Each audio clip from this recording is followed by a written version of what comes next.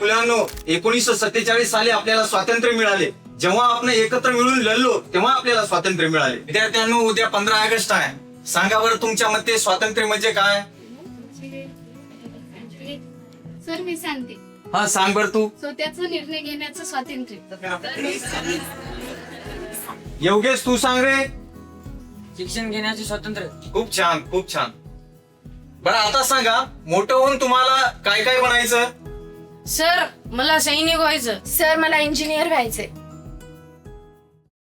Sir मला doctor व्हायचं. मग एवढी उदास का दिसतेस तू? सर डॉक्टर व्हायचं स्वप्न तर खूप मोठं आहे, पण बाबा म्हणतात आपण सामान्य शेतकरी माणसं. आजकाल परीक्षांबद्दल जे काही ऐकायला मिळतं ते पाहिलं की मनात भीती निर्माण होती. कधी कधी वाटतं आपल्यासारख्या सामान्य माणसाच्या मेहनतीला खरंच न्याय मिळेल का?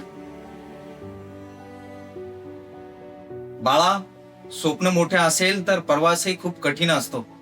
या देशाने प्रत्येक भारतीयांना मोठे स्वप्ने पाहण्याचं स्वातंत्र्य दिले आहे. हा तिरंगा प्रत्येक स्वातंत्र्य सैनिकांच्या त्यागाची आठवण करून देतो. त्यांनी लढा दिला म्हणून तुम्ही डॉक्टर, इंजिनियर, वकील जे काय बनायचं ते बिंदास बनू शकता. बाळा, स्वप्न कधी बदलू नकोस.